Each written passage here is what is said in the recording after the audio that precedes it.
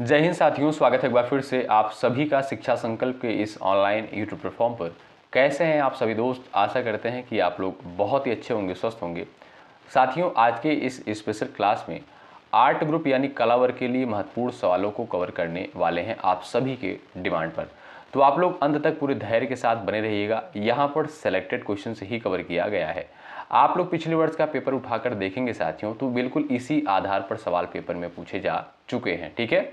अच्छा, कुछ लोगों को भाई डाउट हो रहा होगा कि ये जो क्वेश्चन होता है कला वर्ग का, ये कहाँ पर पूछा जाता है, यूपी में आता है कि बिहार में आता है। देखिए, मैं चीज़ें आपको क्लियर कर दूँ, समझा दूँ। देखिएगा, मैं अगर साथियों बात करूं उत्तर प्रदेश बीएड की, तो दो पेपर इसमें होते हैं। पहली पाली आपका हो गया, दूसरी पाली में दो पेपर यहां पर होता है। तो साथियों, यहां पर जो आपका दूसरी पाली में पेपर होता है, इसमें 50 क्वेश्चन आपके रीजनिंग के पूछे जाते हैं और 50 प्रश्न आपके जो है सब्जेक्ट से पूछे जाते हैं। जैसे मान लीजिए अगर आपने बीए किया है, यानी बीए अगर आपने किया है, तब आपका जो 50 क्वेश्चन आएगा, ये आपका जो आपका इतिहास हो गया, भूगोल हो गया, अर्थशास्त्र हो गया, ठीक है, ये सारे सब्जेक्ट जो आपके ग्रेजुएशन में होते हैं, उसी सब्जेक्ट से 50 क्वेश्चन पूछे जाते हैं और इसी को हम क्या बोलते हैं, कला वर्ग यानी आर्ट ग्रुप कहा जाता है। ठीक है। अगर यहीं पे अगर आपने बीएससी किया होगा, तब जो है आपके साइंस ग्रुप हो जाएगा, तब साइंस ग्रुप से 50 क्वेश्चन पूछे जाते हैं। ठीक है। तो चलिए शुरुआत कर लेते हैं बिना किसी देरी के। देखिए, अगर आप बिहार से हैं और इस क्लास को करना चाहते हैं तो कर सकते हैं। क्यों? क्योंकि साथियों यहाँ पर सामान्यतः आप देखेंगे जो जीके जीएस का ही क्वेश्चन होता है। ठीक है। चलिए शुरुआत करते हैं। पहला क्वेश्चन है, तमिलनाडु तथा कर्नाटक से गुजरने वाली नदी कौन सी है, बताएं। वैगई है, पेरियार है, कृष्णा है, कावेरी है। क्वेश्चन नंबर फर्स्ट का राइट आंसर आप यहाँ पर बता सकते हैं। चलिए, तमिलनाडु तथा कर्नाटक से गुजरने वाली नदी जो है कौन सी है, तो आप देखेंगे कावेरी। ऑप्शन नंबर डी जो दिया है बिल्कुल सही आंसर हो जाएगा। ठीक है। साथियों याद रखें आप लोग, कावेरी नदी जो है कर्नाटक के ब्रह्मगिरी पहाड़ी से निकलती है। कहाँ से भाई? याद रखिएगा, कावेरी नदी जो है कर्नाटक के ब्रह्मगिरी पहाड़ी से निकलती है। तो आपका डी ऑप्शन यहाँ पर बिल्कुल करेक्ट आंसर हो जाएगा। और यह साथियों जो है तमिलनाडु और कर्नाटक दोनों राज्यों से होकर बहती है। ठीक है। आपसे यही इस क्वेश्चन में सवाल पूछा है कि तमिलनाडु तथा कर्नाटक से गुजरने वाली नदी कौन सी है, वो है कावेरी। और कहाँ से निकलती है दोस्तों? याद रखें, कर्नाटक के ब्रह्मगिरी पहाड़ी से। चलिए अगला सवाल देखते हैं। क्वेश्चन नंबर दूसरा है, भारतीय सिविल सेवा किस गवर्नर जनरल वायसराय के शासनकाल के दौरान आरंभ की गई थी, बताएं। क्वेश्चन नंबर दूसरे का राइट आंसर आप लोग यहां पर करिएगा। भारतीय सिविल सेवा जो है किस गवर्नर जनरल अथवा वायसराय के शासनकाल के दौरान आरंभ की गई थी? Lord Dalhousie, Curzon, Lord William Bentinck, Cornwallis. चार ऑप्शंस आपके सामने यहां पर दिए गए हैं। सभी दोस्त आंसर देने का प्रयास करें। इंपॉर्टेंट सवाल है, इस पर आप लोग डबल स्टार भी लगा लीजिएगा। जो लोग यहाँ पर जा रहे हैं Lord Cornwallis option number D पर, वो बिल्कुल यहाँ पर करेक्ट हो जाएंगे। ठीक है। साथियों, लॉर्ड कॉर्नवालिस ने जो है भारतीय सिविल सेवा का जो है नींव इनके द्वारा रखा गया था। ठीक है। अगर आपसे सवाल पूछे कि भारतीय सिविल सेवा का जनक किसे कहा जाता है, तो लॉर्ड कॉर्नवालिस को जो है भारतीय सिविल सेवा का जनक कहा जाता है और मोस्ट इंपॉर्टेंट सवाल है। ठीक है। चलिए आगे बढ़ते हैं। क्वेश्चन नंबर तीसरा देखिएगा, निम्नलिखित में से कौन सी वायुमंडल की सबसे ऊपरी परत है, बताइएगा। वायुमंडल की जो है सबसे ऊपरी परत कौन सी है? समताप मंडल है, मध्य मंडल है, आयन मंडल है, बहिर्मंडल है। क्वेश्चन नंबर थर्ड का यहां पर आंसर करेंगे आप लोग। चलिए, तो जो भी दोस्त जा रहे हैं बहिर्मंडल ऑप्शन नंबर डी पर, वो बिल्कुल करेक्ट हो जाएंगे। साथियों, वायुमंडल की जो सबसे ऊपरी परत होती है उसे बहिर्मंडल कहा जाता है और जो सबसे निचली परत होती है साथियों, उसे क्या बोलते हैं? उसे क्षोभ मंडल कहा जाता है। क्या भाई? क्षोभ मंडल कहा जाता है। याद रखें आप लोग। अगला सवाल देखें, निम्नलिखित में से कौन सा बैंक जो है भारतीय रिजर्व बैंक के एक एजेंट के रूप में कार्य करता है, बताइए। भारतीय state bank, central bank, Canara bank, Indian overseas bank, बताएं। क्वेश्चन नंबर 4 का करेक्ट आंसर क्या हो जाएगा? सभी दोस्त आंसर करेंगे। निम्नलिखित में से कौन सा बैंक जो है भारतीय रिजर्व बैंक के एक एजेंट के रूप में कार्य करता है? क्वेश्चन नंबर 4 का राइट आंसर आप कर सकते हैं। जो लोग जा रहे हैं यहाँ पर भारतीय स्टेट बैंक पर, वो बिल्कुल राइट हो जाएंगे। ए विकल्प जो है बिल्कुल आपका यहाँ पर सही आंसर होगा। क्वेश्चन नंबर 5वां है, विश्व व्यापार संगठन का मुख्यालय कहाँ पर स्थित है? मोस्ट इंपॉर्टेंट सवाल, बताएं। वर्ल्ड ट्रेड ऑर्गेनाइजेशन का जो है मुख्यालय साथियों कहाँ पर स्थित है, बताएं। और इसकी स्थापना कब हुई थी, ये भी आप यहाँ पर जवाब दे सकते हैं। जो लोग जा रहे हैं भाई जिनेवा पर, ऑप्शन नंबर बी पर, वो बिल्कुल राइट हो जाएंगे। साथियों WTO की स्थापना हुई थी कब? 1995 में जो है इसकी स्थापना हुई थी। ठीक है, इसका फुल फॉर्म होता है वर्ल्ड ट्रेड ऑर्गेनाइजेशन, यानी विश्व व्यापार संगठन। मुख्यालय कहाँ पर है? जिनेवा में है। बी ऑप्शन करेक्ट है, याद रखें आप लोग। अगला सवाल, विधान परिषद की सदस्यता के लिए न्यूनतम आयु सीमा कितनी होनी चाहिए? क्वेश्चन नंबर 6 का उत्तर बताएं आप लोग। चलिए, सवाल नंबर आपके यहाँ पर दिया है, क्वेश्चन नंबर 6 दिया है, सभी दोस्त आंसर बताएंगे। साथियों, लोकसभा का सदस्य बनने के लिए अगर आपसे पूछा जाए कितनी आयु होनी चाहिए? 25 वर्ष होनी चाहिए। ठीक है, राज्यसभा सदस्य बनने के लिए 30 वर्ष होनी चाहिए। आपसे यहाँ पर सवाल पूछा है विधान परिषद की सदस्यता के लिए न्यूनतम आयु कितनी होनी चाहिए? जो लोग बता रहे हैं 30 वर्ष, वो बिल्कुल राइट हो जाएंगे। सी ऑप्शन बिल्कुल करेक्ट आंसर है। बांग्लादेश का राष्ट्रीय गान अमार सोनार बांग्ला किसके द्वारा लिखा गया? क्वेश्चन नंबर 7 का आंसर बताएं। चलिए भाई, क्वेश्चन नंबर 7 का करेक्ट आंसर यहाँ पर क्या हो जाएगा? सभी दोस्त आंसर करेंगे। बांग्लादेश का राष्ट्रीय गान अमार सोनार बांग्ला किसके द्वारा लिखा गया है? चलिए, तो साथियों यहाँ पर जो लोग जा रहे हैं रविंद्रनाथ टैगोर पर, वो बिल्कुल राइट हो जाएंगे। साथियों, बांग्लादेश का राष्ट्रीय गान कौन सा भाई, क्या नाम है? अमार सोनार बांग्ला। किसके द्वारा लिखा गया है? तो ये जो है आपका रविंद्रनाथ टैगोर जी के द्वारा। ठीक है, तो ए ऑप्शन आप देखेंगे यहाँ पर बिल्कुल करेक्ट आंसर हो जाएगा। आगे बढ़ते हैं, क्वेश्चन नंबर 8वां है, भारत में लाख का सबसे अधिक उत्पादन कहाँ होता है? छत्तीसगढ़, झारखंड, पश्चिम बंगाल, गुजरात, बताइए। क्वेश्चन नंबर आपके सामने 8 दिया, आंसर दीजिएगा। क्वेश्चन नंबर आपके सामने 8 दिया है, सभी दोस्त यहाँ पर आंसर देने का प्रयास करें। जो लोग जा रहे हैं झारखंड पर, ऑप्शन नंबर 2 पर बिल्कुल राइट हो जाएंगे। ठीक है भाई, तो साथियों भारत में जो है लाख का उत्पादन सबसे अधिक आप देखेंगे तो झारखंड प्रथम स्थान पर है। ठीक है, छत्तीसगढ़ जो है साथियों दूसरे स्थान पर आता है। साथियों, लाख का जो उपयोग होता है ये आप देखेंगे पॉलिश और सजावट के लिए किया जाता है। और ये किससे प्राप्त किया जाता है? ये आप देखेंगे कीट से प्राप्त किया जाता है। किससे भाई? कीट से प्राप्त किया जाता है, याद रखें। अगला सवाल, भारत में जो है लिग्नाइट का खनन कहाँ होता है? क्वेश्चन नंबर 9 का यहाँ पर आंसर दीजिएगा। सवाल नंबर 9 का करेक्ट आंसर आप लोग बताएं। भारत में लिग्नाइट का खनन कहाँ पर होता है? झरिया, कोरबा, नेवली, भद्रावती। सवाल नंबर आपके स्क्रीन पर 9 दिया गया है। आप सभी प्यारे दोस्त यहाँ पर आंसर कर सकते हैं। जो लोग जा रहे हैं अब नेवेली पर, ऑप्शन नंबर सी पर, बिल्कुल यहाँ पर राइट हो जाएंगे। साथियों, नेवेली जो है कहाँ पर स्थित है? ये आप देखेंगे तमिलनाडु में। कहाँ पर? तमिलनाडु। ठीक है, तो याद रखिएगा नेवेली जो है साथियों ये लिग्नाइट का प्रमुख क्षेत्र माना जाता है। ये कहाँ पर है भाई? तमिलनाडु में, याद रखिएगा आप लोग। ठीक है, और साथियों लिग्नाइट को जो है याद रखें, लिग्नाइट को जो है भूरा कोयला भी कहा जाता है। क्या? भूरा कोयला भी कहा जाता है। सवाल नंबर 10वां देखिएगा, निम्नलिखित में से कौन सा जो है, निम्नलिखित में से कौन उष्णकटिबंधीय पतझड़ी पौधा जो दक्कन के पठार की विशेषता है? सागौन, शीशम, चंदन, साल। सवाल नंबर 10 का आंसर बताएं आप लोग। निम्नलिखित में से कौन जो है उष्णकटिबंधीय पतझड़ी पौधा जो दक्कन के पठार की विशेषता है? सवाल नंबर 10 आपके स्क्रीन पर दिया है। आप सभी प्यारे साथी यहां पर आंसर देने का प्रयास करें।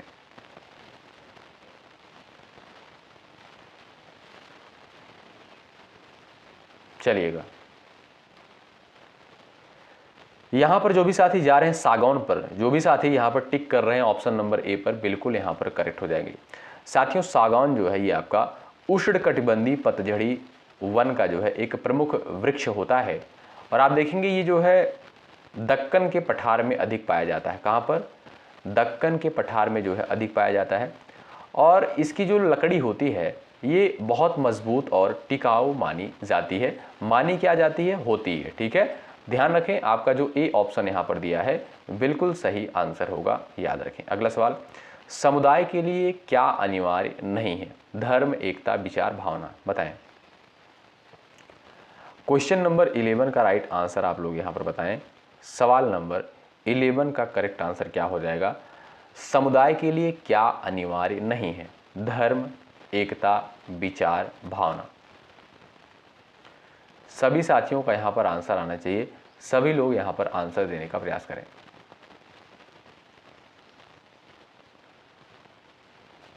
यहाँ पर जो भी साथी जा रहे हैं भाई ऑप्शन नंबर ए धर्म पर, जो भी साथी धर्म पर जा रहे हैं वो बिल्कुल यहाँ पर करेक्ट हो जाएंगे।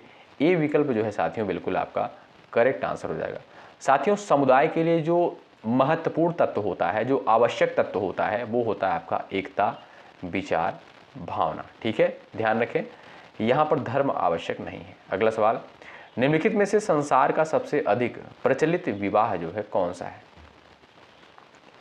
क्वेश्चन नंबर 12 का आप यहाँ पर आंसर दे सकते हैं। राइट आंसर आपका क्या हो जाएगा, बताएं। एकल विवाह है, प्रयोगात्मक विवाह, मैत्री विवाह, बहुभ्रांत विवाह। क्वेश्चन नंबर 12 का आंसर करें। निम्नलिखित में से संसार का जो है सबसे अधिक प्रचलित विवाह जो है कौन सा माना जाता है?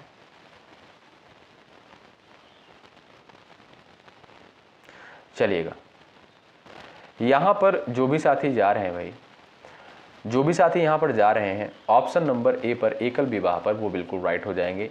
ए विकल्प जो दिया है साथियों ये आपका बिल्कुल करेक्ट आंसर है।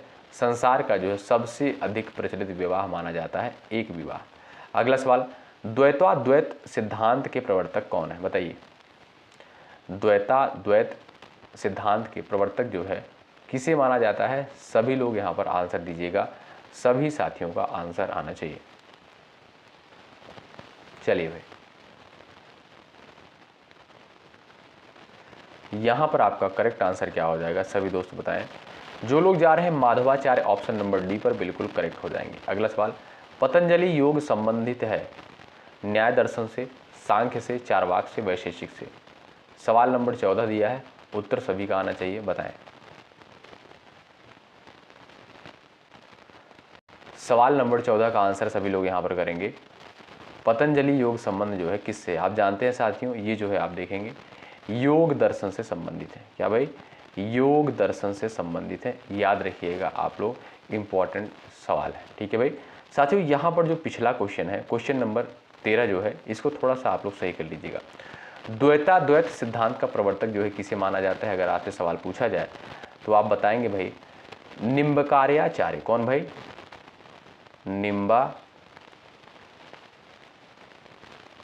निम्बार्काचार्य। ठीक है, इन्हें जो है द्वैतावाद सिद्धांत का प्रवर्तक माना जाता है। ठीक है, ध्यान रखें। अगला सवाल देखें तो यहाँ पर आप लोग क्या कर लीजिएगा? यहाँ पर आप लोग कर लीजिएगा योग दर्शन। ठीक है, क्योंकि पतंजलि योग संबंध जो है किससे है ये आप जानते हैं, योग दर्शन से संबंधित है। तो यहाँ पर आप लोग इसको सही कर लीजिएगा।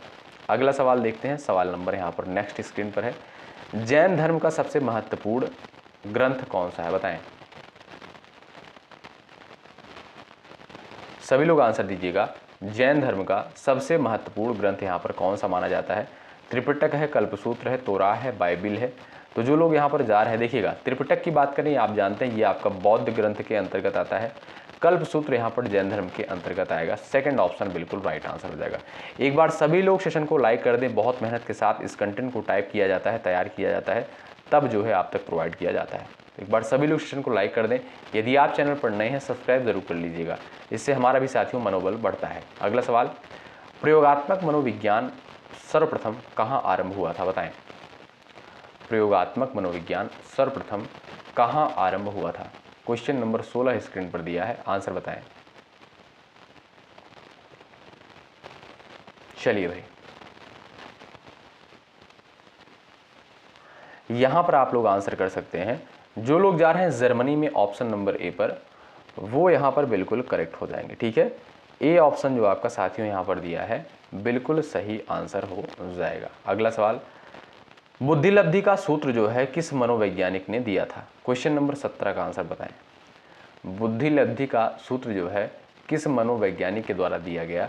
यहाँ पर आपके सामने क्वेश्चन नंबर 17 दिया है, आप सभी दोस्त आंसर कर सकते हैं। चलिए, बिने स्टर्न वुड साइमन, फटाफट यहाँ पर आप लोग आंसर देने का प्रयास करें, सही आंसर क्या हो जाएगा।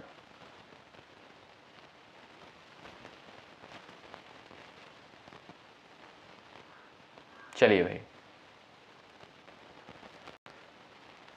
साथियों, बुद्धिलब्धि का सूत्र क्या होता है, ध्यान रखें आप लोग।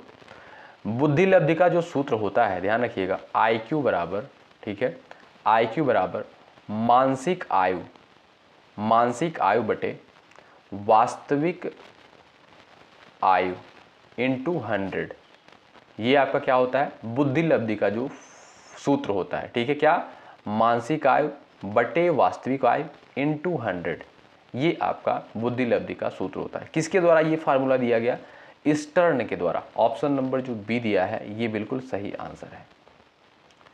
व्यवहारवाद उपागम के प्रवर्तक कौन है, बताएं। व्यवहारवाद उपागम के प्रवर्तक कौन है, क्वेश्चन नंबर 18 दिया है। आंसर फटाफट आप लोग करें, सभी साथियों का आंसर आना चाहिए।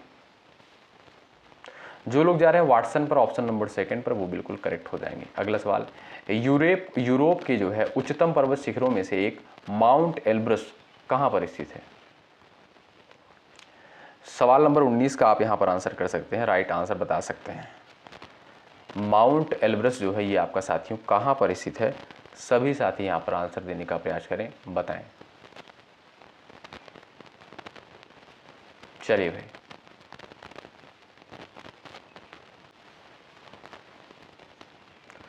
जर्मनी, स्विट्जरलैंड, रूस, यूक्रेन, 4 विकल्प आपके सामने यहाँ पर दिए गए हैं।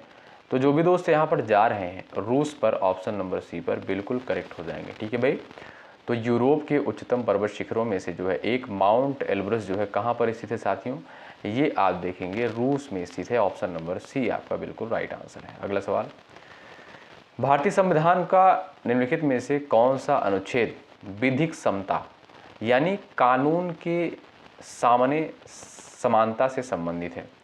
क्वेश्चन नंबर 20 स्क्रीन पर दिया है, आंसर आप लोग बताएं। सभी साथियों का आंसर आना चाहिए। भारतीय संविधान का निम्नलिखित में से कौन सा अनुच्छेद विधिक समता यानी कानून के सामने समानता से संबंधित है। क्वेश्चन नंबर 20 का आंसर आप लोग यहां पर कर सकते हैं और राइट आंसर बता सकते हैं। तो जो भी साथी यहां पर जा रहे हैं ऑप्शन नंबर ए पर, वो बिल्कुल राइट हो जाएंगे। ठीक है भाई, कानून के समक्ष समानता आपका अनुच्छेद 14 में इसका वर्णन किया गया है, ए विकल्प आपका राइट आंसर है। सवाल नंबर अगला है, अंतर्राष्ट्रीय शांति और सुरक्षा को बढ़ावा देने से संबंधित प्रावधान भारतीय संविधान के निम्नलिखित में से किसके एक भाग के रूप में उल्लिखित है, बताइए। 21 नंबर के क्वेश्चन का आंसर बताएं, सभी साथियों का आंसर आना चाहिए। अंतर्राष्ट्रीय शांति और सुरक्षा को बढ़ावा देने से संबंधित प्रावधान भारतीय संविधान के निम्नलिखित में से किसके एक भाग के रूप में उल्लिखित किया गया है। यहां पर आप देखेंगे भाई, राज्य के नीति निर्देशक सिद्धांत, ऑप्शन नंबर जो 2 दिया है बिल्कुल राइट आंसर है और इसका उल्लेख आप देखेंगे भाग 4 में किया गया है। ठीक है, अनुच्छेद 36 से 51 तक इसको रखा गया है और आयरलैंड से ये लिया गया है ये प्रावधान। भारत में जो है किसी राज्य के राज्यपाल का नियुक्ति प्राधिकारी निम्नलिखित में से कौन होता है, यानी राज्यपाल की नियुक्ति जो है साथियों किसके द्वारा की जाती है, बताएं। चलिए, सवाल नंबर 22 का आंसर करें सब लोग फटाफट, यहाँ पर सभी लोग उत्तर दें। चलिए, तो जो लोग जा रहे हैं ऑप्शन नंबर सी भारत के राष्ट्रपति पर, वो बिल्कुल राइट हो जाएंगे। आप जानते हैं राज्यपाल की नियुक्ति जो है भारत के राष्ट्रपति के द्वारा की जाती है, सी विकल्प आपका राइट है। अगला सवाल, महात्मा गांधी भारत के जो है ... के विरुद्ध थे, मंद औद्योगिकरण, तीव्र औद्योगिकरण, औद्योगिकरण की ब्रिटिश पद्धति, औद्योगिकरण की अमेरिकी पद्धति। क्वेश्चन नंबर 23 का आंसर आप कर सकते हैं यहाँ पर, राइट आंसर क्या है, खाली स्थान के स्थान पर यहाँ पर क्या आएगा, सभी दोस्त यहाँ पर आंसर दे सकते हैं। अब जो भी साथी यहाँ पर जा रहे हैं विकल्प नंबर सी पर, वो बिल्कुल करेक्ट हो जाएंगे, औद्योगिकीकरण की ब्रिटिश पद्धति। ठीक है, सी विकल्प आप देखेंगे बिल्कुल राइट आंसर हो जाएगा। महात्मा गांधी भारत की जो है औद्योगिकीकरण की ब्रिटिश पद्धति के विरुद्ध थे? आपका थर्ड ऑप्शन राइट है। निम्नलिखित में से कौन सी घाटी हिमालय पर्वत श्रृंखला में स्थित नहीं है? बताइए। चलिए साथियों, आपके डिमांड पर जो है ये क्लास आपको प्रोवाइड की जाती है और आप जानते हैं यहाँ पर जो है लगभग 50 सवाल कवर किया गया है। इस क्लास में दोस्तों आपको लगभग जो है देखने को मिलेंगे 46 क्वेश्चन यहाँ पर होगा। ठीक है, इस PDF में जो है 46 क्वेश्चन होंगे, क्योंकि भाई लास्ट में कुछ लोग कहते हैं सर आप 50 प्रश्न बोल के जो है कम क्वेश्चन करवाते हैं। भाई देखिएगा, ये हमारा कोई उद्देश्य नहीं होता है कि 50 क्वेश्चन बोल के 46 क्वेश्चन या 44 क्वेश्चन करवाते हैं। ये किसी किसी क्लास में आपको देखने को मिलेगा, नहीं तो आपको 50 क्वेश्चन ही देखने को मिलता है। ठीक है, तो ये टाइपिंग की समस्या की वजह से हो जाता है, बाकी और कोई दिक्कत नहीं है। ठीक, तो इसका आंसर बताएं, निम्नलिखित में से कौन सी घाटी जो है हिमालय पर्वत श्रृंखला में स्थित नहीं है? तो यहाँ पर आपका सही आंसर क्या हो जाएगा, आप बताएं, प्रयास करें आंसर देने के लिए। जो लोग जा रहे हैं ऑप्शन नंबर डी, अराकू पर डी ऑप्शन राइट है।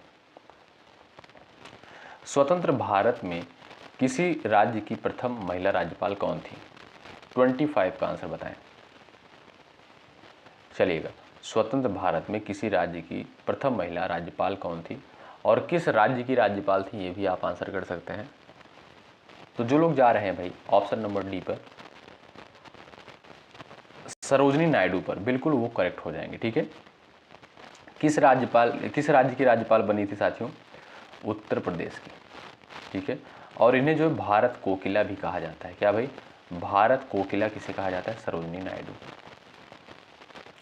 ये रहा आपके सामने सवाल नंबर अगला। ध्यान से पहले क्वेश्चन को पढ़ लीजिए, बहुत बड़ा क्वेश्चन लग रहा है भाई। देखिएगा, अवध की रियासत से उत्तर अप्रसिद्ध बेगम हजरत महल ने प्रथम स्वतंत्रता संग्राम 1857 में अंग्रेजों के विरुद्ध आंदोलन किया था। यह आंदोलन करने वाली महिला शासक में से किस राज्य की शासक थी?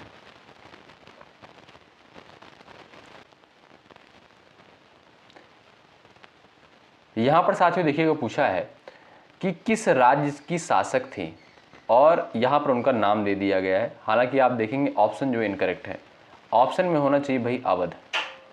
ठीक है, तो किस राज्य से संबंधित थी? बेगम हजरत महल, ये अवध से संबंधित थी। ठीक है, तो आप लोग इसको देख लीजिएगा। अगला सवाल, वह कौन से कवि और संत हैं जिन्होंने रामायण का एक दूसरा संस्करण रामचरितमानस नाम से लिखा था? बताइए। रामायण आप जानते हैं साथियों संस्कृत में किसके द्वारा लिखा गया था भाई? महर्षि वाल्मीकि के द्वारा। और रामचरितमानस जो आप जानते हैं ये अवधि में है, किसके द्वारा लिखा गया भाई? तुलसीदास जी के द्वारा। ऑप्शन नंबर डी जो दिया है बिल्कुल सही आंसर होगा। अगला सवाल, दक्षिण भारत के किस राजा ने जो है वर्ष 1741 में कोलाचेल की लड़ाई में डच ईस्ट इंडिया कंपनी को परास्त किया था? बताएं। सवाल नंबर यहां पर 28 दिया है, इसका आंसर आप करेंगे फटाफट। राइट आंसर आपका क्या हो जाएगा बताएं। यहां पर आपका करेक्ट आंसर क्या बताएं? दक्षिण भारत के किस राजा ने वर्ष 1741 में कोलाचेल की लड़ाई में डच ईस्ट इंडिया कंपनी को परास्त किया था? तो वो थे भाई कौन? Marthanda Varma. Option number C सही आंसर है। अगला सवाल, मुगल वंश के पहले सम्राट बाबर ने अपनी देसी भाषा चगाताई तुर्किक में अपनी आत्मकथा लिखी। इस पुस्तक का नाम क्या है? बताइए। यानी बाबर की जो आत्मकथा है उसका नाम क्या है, बता दीजिए आप लोग। सिंपल सा क्वेश्चन है, लैंग्वेज बढ़ाया है, ठीक है, लेकिन क्वेश्चन जो है सिंपल है। बताएं, बाबर की आत्मकथा का नाम आपसे यहाँ पर पूछा है। जो लोग बता रहे हैं बाबर नामा, ऑप्शन सेकंड पर जो भी साथी गए हैं बिल्कुल राइट है। अगला सवाल, 1996 में जो है जब अटल बिहारी वाजपेयी पहली बार प्रधानमंत्री बने थे तो उनके प्रधानमंत्री के रूप में कार्य करने की लगभग अवधि कितनी थी? क्वेश्चन नंबर 30 का आंसर बता दीजिए। चलिएगा, यानी कितने दिन तक जो है पीएम थे अटल बिहारी वाजपेयी? तो आप देखेंगे साथियों 13 दिन तक, यानी आप कह सकते हो लगभग 2 सप्ताह। ऑप्शन नंबर जो सेकंड दिया है बिल्कुल सही आंसर है। राजा बिंबिसार के दरबार में उस प्रसिद्ध चिकित्सक का क्या नाम है जो भगवान बुद्ध के निजी चिकित्सक थे? बताइए।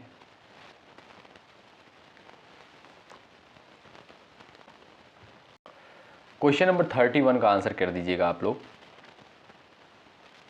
राजा बिंबिसार के दरबार में उस प्रसिद्ध चिकित्सक का क्या नाम है जो भगवान बुद्ध के निजी चिकित्सक थे? अजातशत्रु, सारिपुत्र, जीवक, राहुल। ऑप्शन नंबर आपका सी बिल्कुल राइट आंसर है, जीवक। अगला सवाल, रविन्द्रनाथ टैगोर द्वारा लिखी गई कविता अमार सोनार बांग्ला के संबंध में निम्नलिखित में से कौन सा कथन सही है? यह टैगोर की पहली कविता थी। इस कविता के बाद में बांग्लादेश ने अपने राष्ट्रगान के रूप में अपनाया। ठीक, उसके बाद अगला है, ध्यान से देखिएगा, इस कविता के लिए टैगोर को जो है नोबेल पुरस्कार दिया गया। ठीक, उसके बाद है यह कविता जो है शांति निकेतन में एक स्कूल की प्रार्थना थी। बताइए, आपके सामने दिया है क्वेश्चन नंबर 32, इसका आंसर आप कर सकते हैं। राइट आंसर आपका क्या हो जाएगा बता सकते हैं? चलिएगा, यहाँ पर जो भी साथी जा रहे हैं सेकंड ऑप्शन पर बिल्कुल राइट हो जाएंगे। ठीक है भाई, तो रविन्द्रनाथ टैगोर द्वारा लिखी गई कविता अमार सोनार बांग्ला के संबंध में निम्नलिखित में से कौन सा कथन सही है? ऑप्शन नंबर सेकंड, इस कविता के बाद में जो है, यानी इस कविता के बाद में बांग्लादेश ने अपने राष्ट्रगान के रूप में अपनाया। ठीक है, अमार सोनार बांग्ला को। ऑप्शन नंबर सेकंड आपका राइट है। अगला सवाल, क्वेश्चन नंबर अगला देखिएगा ध्यान से। रूस की पंचवर्षीय योजना पद्धति को पूरे विश्व में अपनाया गया था।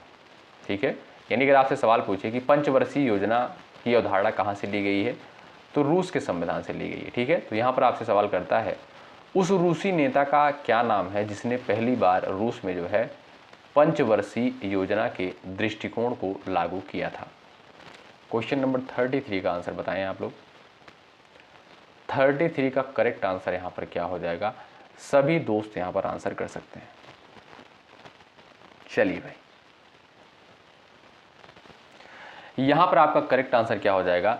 जो लोग जा रहे हैं Joseph Stalin, option number second पर बिल्कुल यहाँ पर राइट हो जाएंगे। अगला सवाल, वर्साय का महल निम्नलिखित में से जो है किस यूरोपीय राजधानी के पास स्थित है? बताइए। क्वेश्चन नंबर 34 का सभी साथियों का आंसर आना चाहिए। वर्साय का महल जो है निम्नलिखित में से किस यूरोपीय राजधानी के पास स्थित है? सवाल नंबर 34 का सभी साथियों का आंसर आना चाहिए, बताएं। तो जो भी साथी जा रहे हैं ऑप्शन नंबर सेकंड पर, बी ऑप्शन पर पेरिस में, वो बिल्कुल यहाँ पर करेक्ट हो जाएंगे। अगला सवाल, वेनिस शहर जो नहरों और पुलों से युक्त है निम्नलिखित में से किस देश में स्थित है? बताइए। चलिएगा, वेनिस शहर जो नहरों और पुलों से युक्त है निम्नलिखित में से किस देश में स्थित है? डेनमार्क में है, स्कॉटलैंड में है, फ्रांस में है, इटली में है। तो आप ध्यान रखें, ये जो है आपका इटली में है। कहाँ पर? वेनिस शहर कहाँ पर है दोस्तों? इटली में स्थित है। ठीक है, डी ऑप्शन जो दिया है बिल्कुल सही आंसर होगा। अगला सवाल, पोनमुडी दक्षिण भारत का एक छोटा सा हिल स्टेशन है, यह किस शहर के पास स्थित है? क्वेश्चन नंबर 36 का उत्तर बताइए। पोनमुडी दक्षिण भारत का एक छोटा सा हिल स्टेशन है, यह किस शहर के पास में स्थित है? यहाँ पर आपसे सवाल पूछा गया है, सवाल नंबर 36 का। जो लोग जा रहे हैं तिरुवनंतपुरम, ऑप्शन नंबर सी पर बिल्कुल यहाँ पर करेक्ट हो जाएंगे। ऑप्शन नंबर सी करेक्ट है। अगला सवाल, निम्नलिखित में से कौन सा शहर जो है पश्चिमी ऑस्ट्रेलिया की राजधानी है? बताएं। 37 का उत्तर बताएं। निम्नलिखित में से कौन सा शहर जो है पश्चिमी ऑस्ट्रेलिया की राजधानी है? 37 का आप आंसर यहाँ पर कर सकते हैं। सही उत्तर आपका क्या हो जाएगा बता सकते हैं? चलिए भाई,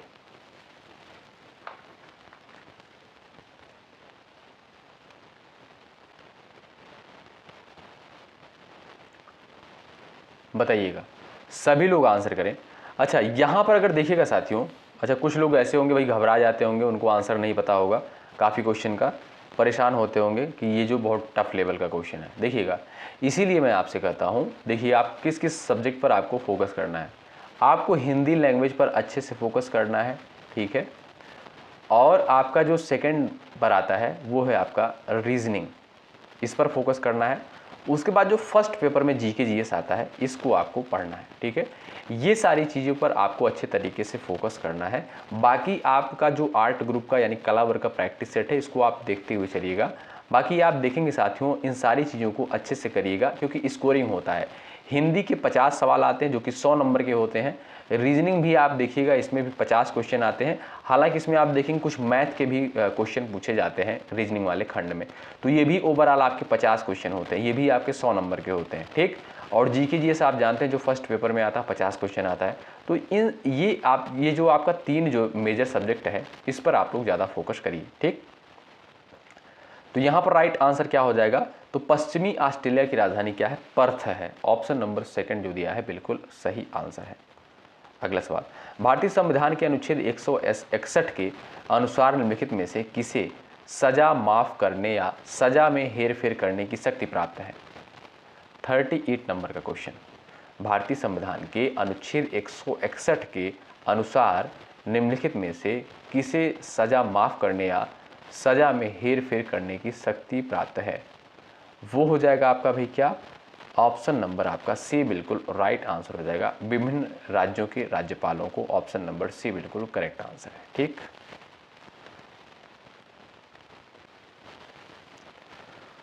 सवाल नंबर अगला है, भारतीय संविधान के अनुच्छेद 5 से 11 निम्नलिखित में से जो है किस पहलू से संबंधित है, बताइए। 39 का उत्तर बताएं आप लोग। भारतीय संविधान के जो है अनुच्छेद 5 से 11 निम्नलिखित में से किस पहलू से संबंधित है, तो आप जानते हैं राइट आंसर आपका क्या हो जाएगा, नागरिकता। क्या भाई, नागरिकता। नागरिकता का वर्णन आप देखेंगे भाग 2 में किया गया है अनुच्छेद 5 से 11 के अंतर्गत। अगला सवाल, भारतीय संविधान का अनुच्छेद 300A निम्नलिखित में से किसकी गारंटी देता है। देखिए अनुच्छेद 300A के बारे में साथियों यहाँ पर आपसे सवाल करता है जो कि इम्पोर्टेंट है, ध्यान से आप लोग ऑप्शन को देखिए। अनुच्छेद 300A के बारे में पूछा है, कोई भी व्यक्ति अपनी शिक्षा से वंचित नहीं रहेगा, ऑप्शन ए ये आपका हो गया। कोई भी व्यक्ति अपने वैवाहिक अधिकारों से वंचित नहीं रहेगा, ऑप्शन सी है। कोई भी व्यक्ति अपनी संपत्ति से वंचित नहीं रहेगा, ऑप्शन डी है। कोई भी व्यक्ति अपनी निजता यानी प्राइवेसी से वंचित नहीं रहेगा। तो आप जानते हैं आपका राइट आंसर हो जाएगा कोई भी व्यक्ति अपनी संपत्ति से वंचित नहीं रहेगा, ऑप्शन नंबर सी है, ठीक है। हमने आपको कहा था संपत्ति के अधिकार के बारे में बताया था। ये जो साथियों संपत्ति का अधिकार था पहले मौलिक अधिकार के अंतर्गत आता था, लेकिन अब इसको जो है अनुच्छेद 300A के तहत रख दिया गया है और इसे अब जो है वैधानिक अधिकार बना दिया गया है, ठीक है। तो इसके अंतर्गत क्या है, कोई भी व्यक्ति अपनी संपत्ति से वंचित नहीं रहेगा, ऑप्शन नंबर सी बिल्कुल राइट आंसर है। भारतीय संविधान का अनुच्छेद 324, 329 निम्नलिखित में से किस पहलू से संबंधित है, बताएं। छाप दीजिएगा फटाफट आप लोग आंसर इस क्वेश्चन का। 41 का करेक्ट आंसर है। जो लोग जा रहे हैं भाई यहाँ पर चुनाव ऑप्शन नंबर ए पर बिल्कुल राइट हो जाएंगे, ठीक। अगला सवाल, भारत में जो है प्रमुख सुपारी उत्पादक राज्य निम्नलिखित में से कौन सा है। सुपारी उत्पादक राज्य भाई कौन सा है, केरल है, पश्चिम बंगाल है, मणिपुर है, कर्नाटक है। विकल्प आपके सामने है। और भाई लाइक की संख्या आप लोग बढ़ाते चलिएगा, आप सभी से विनम्र निवेदन है, ठीक है। इससे हमारा भी मनोबल साथियों बढ़ता रहता है। और ये जो कंटेंट आपको दिए जा रहे हैं आपके डिमांड पर जो है ये आपका आर्ट ग्रुप का क्वेश्चन करवाया जा रहा है, ठीक। तो भारत में जो है प्रमुख सुपारी उत्पादक राज्य जो है निम्नलिखित में से कौन सा है, वो हो जाएगा साथियों आपका क्या भाई, वो हो जाएगा आपका कर्नाटक। ऑप्शन नंबर जो डी दिया है बिल्कुल सही आंसर है। अगला सवाल, बिहार राज्य के सासाराम शहर में जो है निम्नलिखित में से किस प्राचीन सम्राट का मकबरा स्थित है। 43 का आप लोग यहाँ पर आंसर करें। बिहार राज्य के सासाराम शहर में निम्नलिखित में से प्राचीन सम्राट का मकबरा स्थित है। शेर शाह सूरी का मकबरा स्थित है, कहाँ पर, सासाराम बिहार में। अगला सवाल, बुंदेलखंड नामक क्षेत्र निम्नलिखित में से किस सीमा के अंतर्गत आता है। 44 नंबर के क्वेश्चन का आंसर बताएं। बुंदेलखंड नामक क्षेत्र जो है निम्नलिखित में से किस सीमा के अंतर्गत आता है। सवाल नंबर 44 का आंसर क्या हो जाएगा यहाँ पर, आप जानते होंगे। जो लोग जा रहे हैं उत्तर प्रदेश और मध्य प्रदेश ऑप्शन नंबर 2 पर वो बिल्कुल करेक्ट हो जाएंगे।